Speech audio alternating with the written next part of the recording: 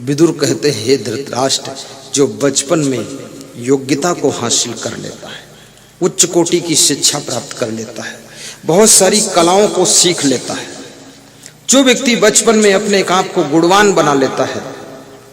अर्जुन 7 साल तक इंद्रलोक में गए थे कलाओं को सीखने के लिए। भगवान कृष्ण उज्जैन में आए थे शिक्षा प्राप्त करने के लिए संदीपन गुरु से। सीखना पड़ता है। जो इन कलाओं को सीख लेता है और उन कलाओं को, उन गुणों को जवानी में जो प्रयोग करता है, उस व्यक्ति का बुढ़ापा सुखद हो जाता है। इसलिए बचपन और जवानी को संभालिए। और न बचपन सदैव रहेगा, न जवानी सदैव रहेगी, ये भी याद रखना। देखते देखते तुम बूढ़े हो जाओगे, तुम जान भी नहीं पाओगे, बुढ़ापा आ जाएगा। एंट्री हो रहा बुढ़ापा, 1-2 बाल पकने लगे, समझ लो ये बूढ़े होने की सूचना मिल रही है। और उन बालों के ऊपर चाहे काला रंग लगाओ चाहे लाल रंग लगाओ, उससे कुछ नहीं। बुढ़ापा ने आपके द्वार पर दस्तक दे दी है कि मैं आ रहा हूं, कृपया सावधान हो जाइए। राजा दशरथ के कान के बाल पक गए, दर्पण में देखा तो रोने लगे। मंत्री से कहा, मंत्री क्या मैं बूढ़ा हो रहा हूं? तो मंत्री ने कहा, क्या कोई संदेह है राजन? आप तो बहुत दिन से बूढ़े हो रहे हैं, लेकिन कान के बाल आज देखा कि पक गए हैं तो आप रो रहे हैं। ये बुढ़ापा, और बुढ़ापा एक ऐसी असमर्थ अवस्था है कि आप बहुत कुछ नहीं कर सकते। इसलिए जवानी को आलस्य में मत गंवाइए और बचपन को खेल कूद में मत गंवाइए और मोबाइल और फैशन से अपने आप को बचाइए। आज की तारीख में सबसे खतरनाक चीज है मोबाइल और फैशन और नशा, और इन तीनों में जो है फंसा तो उसकी होगी दुर्दशा। इसलिए इससे भी अपने को बचाइए। मोबाइल तुम्हारे टाइम को बहुत बर्बाद करता है। किसी से बात करो, आवश्यक बात कर लो फटाफट। फालतू बात मत कीजिए। मोबाइल का व्यसन, नशा का व्यसन और फैशन का व्यसन, ये बड़ा खतरनाक व्यसन है। जितनी बुद्धि तुम अपने आप के शरीर को सजाने धजाने में खर्च करते हो, उतनी बुद्धि अगर पढ़ने लिखने में खर्च कर दो तो शायद तुम छिंदवाड़ा के कलेक्टर बनकर आ सकते हो, एसपी बनकर आ सकते हो, थानेदार बनकर आ सकते हो। लेकिन लोगों के पास समझ नहीं है।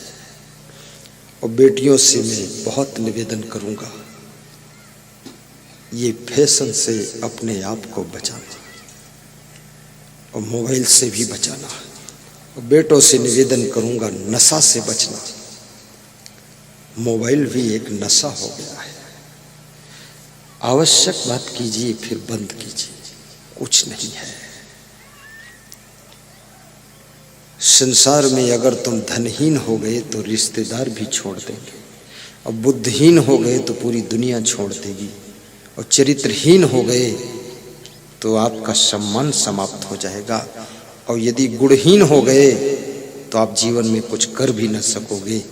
और यदि याद रखना, आप विवेकहीन हो गए तो जीवन में कभी सुख न पा सकोगे।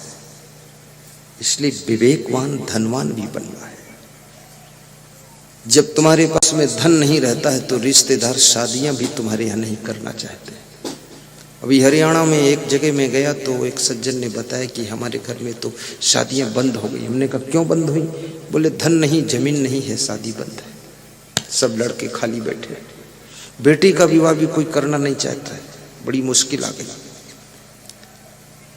इसलिए इतने धनवान बनो कि आपके बच्चों की शादियां तो न रुके।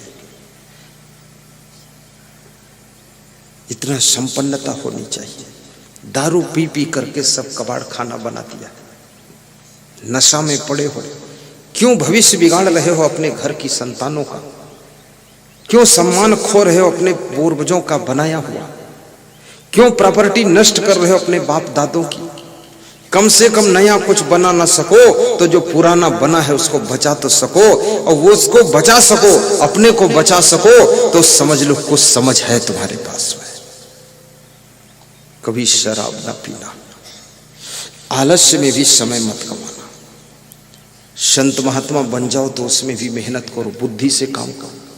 कितने साधुओं का टाइम पास हो रहा है खाली, बस कपड़ा लपेटे कमंडल लिए घूम रहे मूर्खदास। उनसे पूछो लक्ष्य क्या है? बोले लक्ष्य इतना ही है कि बस भोजन भंडारा हो जाए बस। हमको हंसी आती है, भोजन भंडारा ही लक्ष्य? लक्ष्य ये बनाइए संत जीवन तो फ्री होता, स्वतंत्र होता है। बहुत बड़ा काम कर दीजिए, ज्ञानी भी बनो, सरल भी बनो, वैराग्यवान संत बनो और गुरु के उद्देश्यों को पूर्ण करने में समर्पित हो जाओ। ये इधर उधर तिकड़मबाजी मत करो। कितना साधु है, उसको कुछ दिन में भी सोता है, रात में भी सोता है, कोई काम ही नहीं उसके पास। आश्रम में भी काम नहीं करता, आश्रम में कुछ काम करना पड़ा तो कमंडल लेकर निकल जाता, भक्तों के यहाँ सोता रहता है। और उसको ऐसे भगत मिल गए वासुदेव भाई जैसे, पूरन पूड़ी खिला के सुलाते रहते। हाँ, कुंभकर्ण सो रहा है, उसको उठा के खड़ा करो कि एक टाइम खाओगे तो 2 टाइम प्रवचन देना पड़ेगा। और प्रवचन आता नहीं तो यहाँ तू आता क्यों है? अपने गुरु के पास रहे, आश्रम में जा, वहां सेवा कर। घूमते क्यों हो? इधर क्या जरूरत है भीड़ मचाने की फालतू? उसके दर्शन से जीवन बदलता है जिसके पास में ज्ञान वैराग्य होता है। ये फालतू व्यक्ति के दर्शन से और जीवन बिगड़ जाएगा। संत महात्मा को भी परिश्रमी होना चाहिए, टाइम पास मत करो। मैं तो जब आश्रम में आया तो आश्रम की जो दशा थी थोड़ा कमजोर दशा थी। एक तो नाम नहीं था और ना दाम थे, दाम भी नहीं, नाम भी नहीं और कोई खास काम भी नहीं। और पैदल ना तिवारी, ना लोटा है, ना थाली, ये हाल था। तो मैं सब रीडिंग किया, मैंने कहा ये तो सब बड़ा कैसे होगा विकास। तो सबसे पहले मैंने संकल्प लिया कि स्वयं योग्य बनो, तब होगा विकास। 12 बजे रात को श्रीमद् भगवत गीता के श्लोक पढ़ता था। मच्छर काटते थे, उनको भगाता था और पैदल चल चल करके सब सोते थे, मैं वहां चलकर पढ़ता था। 29 श्लोक एक बार में याद किया, 100 दोहे याद किया। जब खजाना कंप्लीट हो गया, हमने कहा इस खजाने को बांटना शुरू कर दो। मेरे गुरु ने कहा तुम ज्ञान बांटो। सत्संग शुरू कर दिया। सत्संग में भी इतनी मेहनत है, इसमें मिलिट्री जैसे अलर्ट रहना पड़ता है कि टाइमिंग सेट है, आलस्य से काम नहीं चलेगा। सत्संग करो, भक्तों के घर में कलह कलह से उसको दूर करने वाली वाणी बोलो, और जो भक्तों के घर घर की समस्याएं हैं उनका समाधान प्रवचन के माध्यम से दो।